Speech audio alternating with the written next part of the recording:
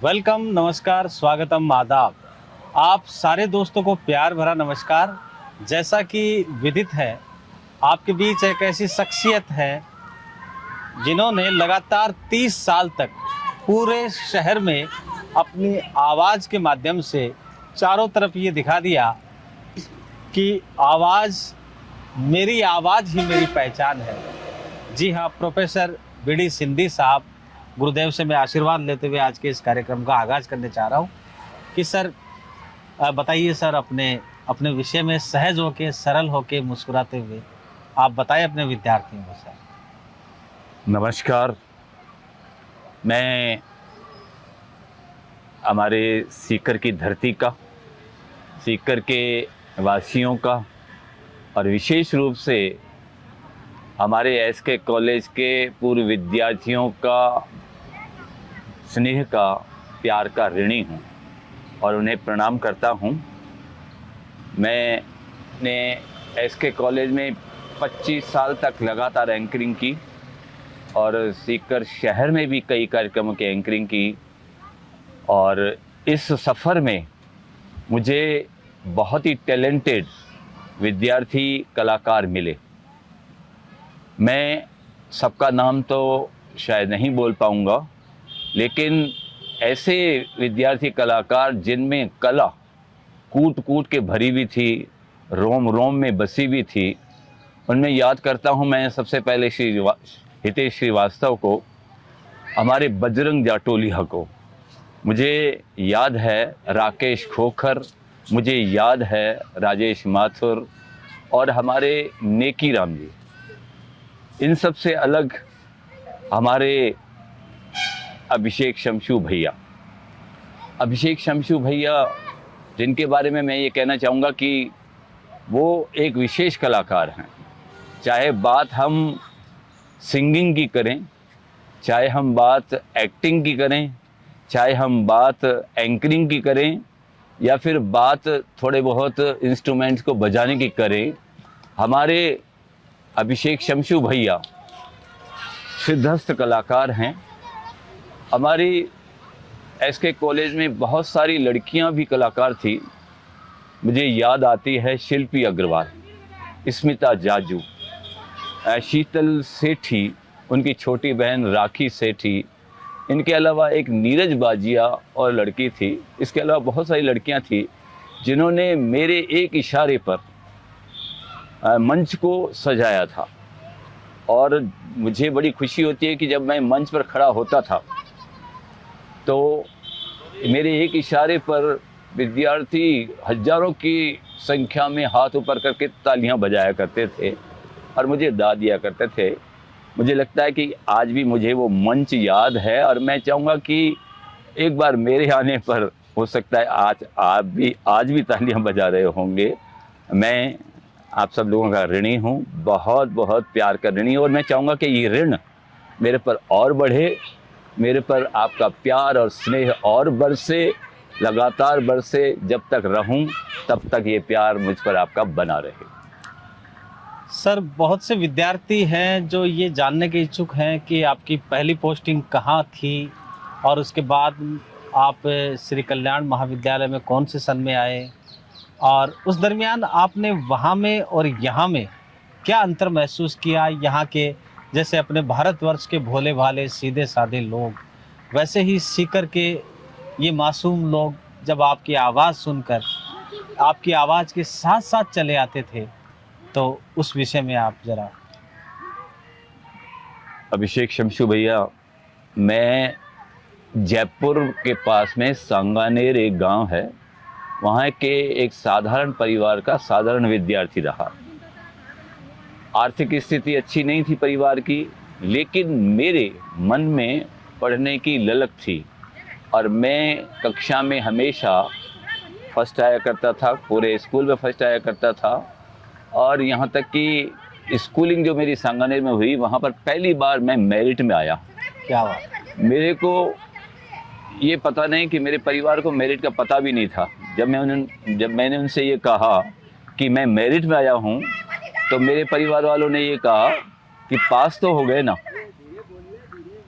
मुझे लगा कि ऐसी स्थितियां भी होती हैं। उसके बाद में मैंने राजस्थान कॉलेज, राजस्थान यूनिवर्सिटी से ग्रेजुएशन किया। फिर राजस्थान यूनिवर्सिटी में एमए एमफिल किए। उसके बाद में फिर मैंने पीएचडी करने का भी प्रयास किया। और उसके बाद में मेरी पहली पोस्टिंग बहरोड में हुई। जी। बहरोड के बाद में फिर कोटपुतली में हुई। कोटपुतली के बाद में मैं रामगढ़ शेखावटी आया। और रामगढ़ शेखावटी से फिर मेरी पोस्टिंग एसके कॉलेज सीकर में हुई। सीकर में आने के बाद में मुझे ऐसा लग रहा था शायद सीकर में मैं टिक नहीं पाऊंगा, क्योंकि प्रोफेसर्स मेरे को कहा करते थे यहाँ पर बड़ा टफ कंपटीशन है, यहाँ पर रहना बड़ा मुश्किल है। तो मैंने कहा जब दूसरे रह सकते हैं तो मैं भी रह सकता हूँ। और पता नहीं क्या हुआ, प्रभु की कृपा हुई और हमारे सीकर वासियों का मुझे आशीर्वाद मिला और मैं सीकर में टिका क्या, मुझे लगा कि सीकर वासियों ने मुझे अपना बना लिया।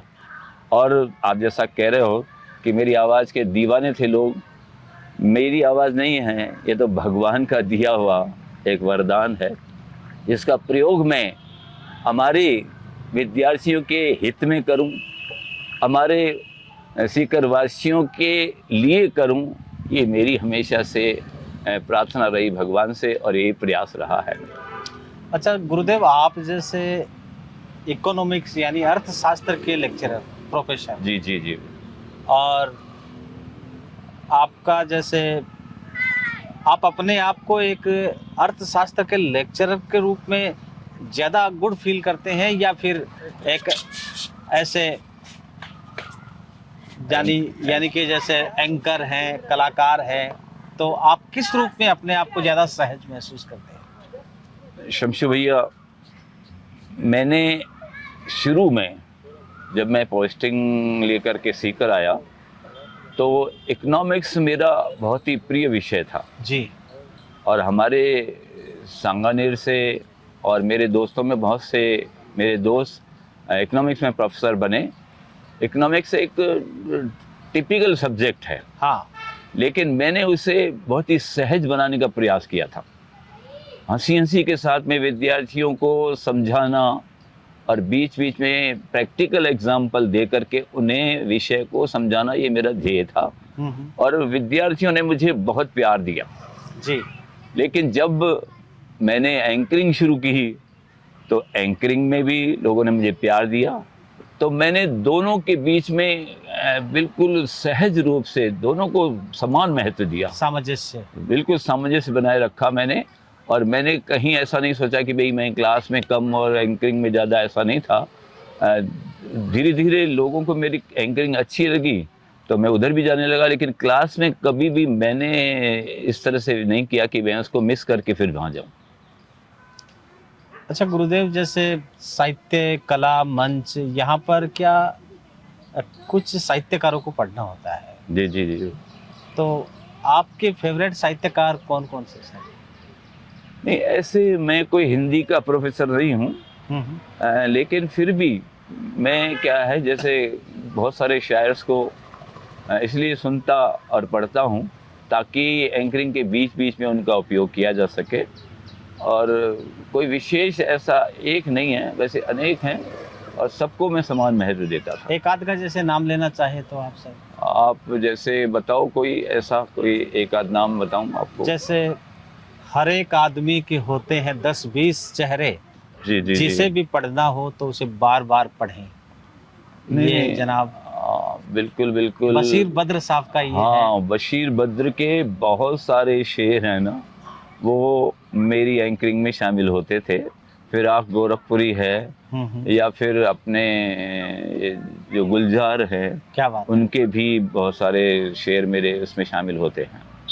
अच्छा, जो एंकरिंग के अंदर जैसे कविता, शेर या फिर कोई संस्मरण या फिर जैसे जोक्स वगैरह, इन सब का मसाला या बना के फिर अपनी बात को कहने से ज़्यादा प्रभावी होती है। बिल्कुल। तो हमारे जो नए एंकर हैं, जो इस ज़माने में आना चाहते हैं, इस फील्ड में छाना चाहते हैं, तो उनके लिए आप क्या कहेंगे सर, कि वो अपने आप को किस तरह से प्रिपेयर करें इस फील्ड के लिए? अभिषेक शमशू भैया, मुझे पता है कि हर व्यक्ति हर समय, हर जगह और हर पल नहीं रह सकता। जी। मैं सीकर के सभी कार्यक्रमों में नहीं जा पाता और मेरी जगह कई नए एंकर्स आएंगे जी। लेकिन नए एंकर्स के लिए मैं ये कहना चाहूँगा कि उनमें अपने आप को श्रेष्ठतम सिद्ध करने की प्रवृत्ति नहीं होनी चाहिए जी। उनको अपने से बड़े अनुभवी जो एंकर्स हैं उनसे सीखना चाहिए, उनका थोड़ा बहुत अनुकरण करना चाहिए। ये मान कर के नहीं मैं तो बहुत ही बेस्ट हूँ और मेरे बराबर कोई नहीं है, अगर ये भावना रखेंगे तो निश्चित रूप से वो आगे नहीं बढ़ पाएंगे और हमारे पब्लिक की पसंद नहीं बन पाएंगे। हमारे सीकर में जनाब नूर मोहम्मद पठान साहब थे जी। अब नूर मोहम्मद पठान साहब को मैं बहुत सुनता था, वो जो शेर पढ़ते थे वो मैं नोट भी करता था, क्योंकि ज़रूरी नहीं है कि मैं उनका मुकाबला करूं और मैं उनसे कंपटीशन करूं। जब वो एंकरिंग करते थे मैं दाद देता था और कभी कभी जब मैं एंकरिंग करता था और वो सामने बैठे रहते तो वो भी मेरे को दाद देते थे और वो मुझे शाबाशी भी देते थे। मुझे लगता है ये भावना होनी चाहिए एंकर्स के बीच में, ये भावना होनी चाहिए जो एंकरिंग करे उसकी सराहना करो, उनकी अच्छी बातों को स्वीकार करो। ये बहुत ही अच्छी बात कही कि आपस में मेल रखना चाहिए। बिल्कुल, बिल्कुल। और ये अच्छा सर ये बताओ गुरुदेव कि जीवन का सार क्या है? जीवन का सार मुझे लगता है कि परस्पर प्रेम है। क्या बात है। इसके अलावा अगर आप और कहीं सार ढूंढना चाहो तो शायद नहीं मिलेगा, मिलेगा लेकिन कम मिलेगा। कब मिलेगा ये बिल्कुल पता नहीं है, लेकिन अगर परस्पर प्रेम है, परिवार में प्रेम है और पड़ोसियों से प्रेम है, हमारे सीकर के या जैसे शहरवासियों से प्रेम है, तो आपका जीवन सुखमय होगा, खुशी होगी आपको, आपका जीवन आपको छोटा सा लगेगा। लेकिन अगर आप ऐसे मुंह फुला के रहेंगे हमेशा और आपस में द्वेष रखेंगे तो मुझे लगता है कि जीवन सार नहीं बल्कि बाहर बन जाएगा। ये बहुत ही अच्छी बात कही गुरुदेव आपने कि जीवन का अगर कोई मूल मंत्र है, जीवन का अगर सार है तो प्रेम है। प्रेम, बिल्कुल प्रेम। कि प्रेम से पूरे संसार को, पूरे जग को जीता जा सकता है। और वैमनस्यता से, उन्माद से मन में अजीब सी हलचल हो सकती है, लेकिन प्रेम का मुकाबला नहीं। तो गुरुदेव अब अपना ये कार्यक्रम समापन की ओर अपन ले जा रहे हैं। आप जो आने वाले बच्चे हैं जिन्होंने आपको बहुत ही अच्छे कमेंट से नवाजा है और जो लोग आपको याद करते हैं, जो लड़के हैं, जो लड़कियां हैं, वो उनकी डिमांड थी, वो चाह रहे थे कि हमारे गुरुदेव है कहाँ, वो ढूंढ रहे थे सर आपको। अच्छा। और हालात ऐसे बन गए कि आप अपने कार्यक्रमों में मशगूल रहते और फिर सीधे घर, और घर की चार दीवारी में आते ही इंसान की हालत क्या होती है ये सब भली भांति जानता है। क्योंकि कलाकार हमेशा उन्मुक्त रहना चाहता है। जिस तरह से प्रेम उन्मुक्त रहना चाहता है, वैसे ही कलाकार का मन भी प्रेम की भांति वो बंदिशों में नहीं रहना चाहता। तो आप उनके लिए कुछ अल्फाजों को नवाज। मैं तो ये कहना चाहूँगा कि शमशू भैया, आजकल प्रेम घट गया है, द्वेष बढ़ गया है जी, और इस वजह से खुशियाँ कम हो गई हैं। मुझे लगता है कि 7 संदूकों में बंद करके दफन कर दो नफरतों को, क्योंकि आजकल इस दुनिया को मोहब्बत की सख्त ज़रूरत है। क्या बात है। अगर मोहब्बत बढ़ेगी तो सुख बढ़ेगा, मोहब्बत की जगह द्वेष बढ़ेगा, परस्पर बिना वजह की जो प्रतियोगिता बढ़ेगी तो आपस में हम लोग द्वेष में जलते रहेंगे और ये जलन हमारे जीवन को जला देगी। कोशिश करें हम लोग मीठे बने, अच्छे बने और छोटी छोटी बातों को इग्नोर करना सीखें। मेरे जो विद्यार्थी हैं, पूर्व विद्यार्थी, शहरवासी, जिनके कमेंट्स मैंने पढ़े, शमशू भैया मैं सच बता रहा हूँ कि मेरी आंखें छलछला उठती है। कभी कभी लगता है कि इतना प्यार किसी और को शायद मिला होगा। मैं चाहूँगा कि ये ऋण मुझ पर और बढ़े और विद्यार्थियों का प्यार मिले और ये प्यार मेरी अनमोल धरोहर बन करके, थाती बन करके मेरे जीवन के साथ में रहे। मैं विद्यार्थियों को उनके प्यार के लिए, उनके स्नेह के लिए बारंबार प्रणाम करता हूँ। मुझे इतना चाहते हो आप लोग। सीकरवासी जब मैं मंच पर आता हूँ तो उनको अच्छा लगता है। ये मेरे लिए इससे बड़ी और खुशी की बात क्या होगी। आजकल मैं भजनों में ज़्यादा जाने लग गया हूँ जी, और कभी कभी जैसे हिंदी गाने भी रील्स के रूप में मैं गा लेता हूँ। अच्छी बात है सर। हालांकि वो मैं जो रील्स बनाता हूँ उन रील्स में लिपसिंग नहीं करता हूँ। मैं ओरिजिनल गीत, ओरिजिनल गाने गाता हूँ, क्योंकि फेसबुक ने मेरे को ये दे रखा कि ओरिजिनल बनाओ और इस वजह से मेरी ग्रेडिंग भी बढ़ रही है। जी, अच्छी बात है। अच्छा गुरुदेव, एक बात बताओ, हम्म। आपको सबसे पहले ये आभास कब हुआ कि आप एक अच्छे सिंगर हैं? अच्छे सिंगर में मैं अपने आप को बहुत अच्छा सिंगर तो नहीं मानता हूँ। ये ले- बड़प्पन है आपका। आवाज आपकी माशाल्लाह बहुत खूबसूरत है। पहली बार कब एहसास हुआ सर? पहली बार ये है कि मैंने जब राजस्थान यूनिवर्सिटी में इकोनॉमिक्स डिपार्टमेंट में था, तब हमारे जो साथी विद्यार्थी थे उन्होंने मुझसे कहा कि आप गाओ, अच्छा लगेगा। और मैंने पहली बार जब वो गाना गाया था। कौन सा गाना था सर? वो गाना था कभी कभी मेरे दिल में सर ख्याल। बताइए गाना सर। कभी कभी मेरे दिल में ख्याल आता है कि जैसे तुझको बनाया गया है मेरे लिए। तू अब से पहले सितारों में बस रही थी कहीं, तुझे ज़मीं पे बुलाया गया है मेरे लिए। तुझे ज़मीं पे बुलाया गया है मेरे लिए। शमशु भैया, ये गाना मैं कहना तो नहीं चाहूँगा, बोलिए सर। लेकिन मेरे क्लास की जो लड़कियां थी वो हाय, ज़्यादा हाय, सुनना हाय। चाहती थी।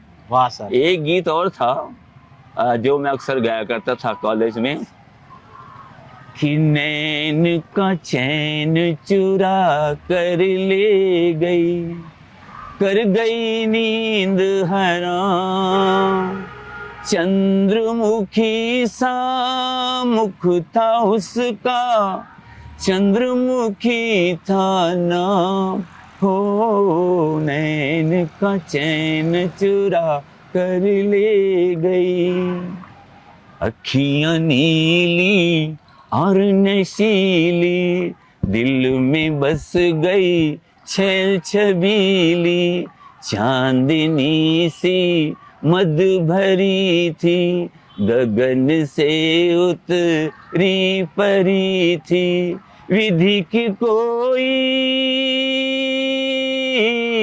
वो चीज थी जैसे पूर्ण विराम। हो नैन का चैन चुरा कर ले गई। बहुत सुंदर गाते हैं सर आप। आपकी आवाज़ में जो एक ठहराव है वाकई ही सबके दिल को मोह लेता है सर। आप बहुत ही आपकी आवाज़ लोगों को अच्छी लगने की वजह ये है कि आप दिल से बोलते हैं, दिल से गाते हैं और बहुत अच्छा लगता है सर। आप मंच पे आते रहें और हम सारे कॉलेज के पुरातन छात्रों के साथ साथ हम सब की दिली इच्छा यही है कि आप अक्सर आप हमें प्रोग्राम में दीदार करवाते रहें, अपना आपके दर्शन होते रहें तो हमें खुशी महसूस होगी। यूँ लगेगा जैसे हम हमारे परिजनों के साथ, हमारे पेरेंट्स के साथ हम अभी छोटे ही हैं, ऐसा भाव आता है सर। नहीं, कोई बात नहीं। वैसे मैंने पूरे देश में किया है, सिर्फ शायद जम्मू कश्मीर को छोड़ करके बाकी देश के सभी राज्यों में प्रोग्राम किए हैं। अच्छा सर, जम्मू कश्मीर को क्यों छोड़ दिया? नहीं, जम्मू कश्मीर ने शायद बुलाया नहीं होगा मेरे को। अच्छा, बाकी अच्छा। तो मुझे लगता है कि कोई राज्य ऐसा नहीं है जहाँ पर मुझे प्रोग्राम के लिए बुलाया नहीं जाता होगा। अच्छा, कौन सा राज्य सबसे अच्छा लगा जहां आपका मन किया कि बस यही यही बच्चों को लेके और यही रहे? मुझे लगता है कि मुझे सबसे ज़्यादा पश्चिमी बंगाल में, क्या बात है। पश्चिमी बंगाल में, कोलकाता में तो मैं शायद पहले 1 महीने में 2-4 बार जाता ही था। हमारे वहाँ पर जो आसाम है, आसाम है, वहाँ पर हर गांव में हम गए। नौगांव, पता नहीं कहाँ कहाँ गए, अब तो याद भी नहीं, बहुत सारे गांव में गए। तो दोस्तों आपको बता दें कि ये गुरुदेव हैं प्रोफेसर बी.डी. सिंधी साहब। हिंदुस्तान के कोने कोने में इनकी आवाज़ गूंजती है और जब स्टेज संचालन की बात हो, मंच पे एंकरिंग की बात हो, चाहे पार्टी का कार्यक्रम हो, चाहे कोई प्रोफेशनल कार्यक्रम हो या कोई कारपोरेट का कार्यक्रम हो, गुरुदेव हमेशा तैयार रहते हैं। जब भी कभी आपका मन करे तो सीधे आप गुरुदेव अपने मोबाइल नंबर आप दें। मेरा मोबाइल नंबर सीधे बता दूं, 94 143 15 601 9414315601 है। आदेश करिए, मैं हाजिर हो जाऊंगा आपके साथ में, आपके परिजनों के साथ में, आपके गांव के साथ में, शहर के साथ। तो गुरुदेव आपने समय दिया, इसके लिए आपका बहुत बहुत आभार और उम्मीद करता हूं कि आप समय समय पर जब भी पुरातन छात्रों का कोई भी कार्यक्रम होगा वहां आप सहज रूप से उपस्थित रहें। नहीं, एक बात अभिषेक शमशू भैया, मुझे आपकी इस कड़ी के साथ में जोड़ करके आपने मुझे धन्य कर दिया। आपने जो ये कड़ी चलाई है एसके कॉलेज के पूर्व विद्यार्थियों के साथ में मुलाकात, मुझे लगता है कि विद्यार्थियों में नहीं बल्कि शहरवासियों में एक जोश भर दिया है।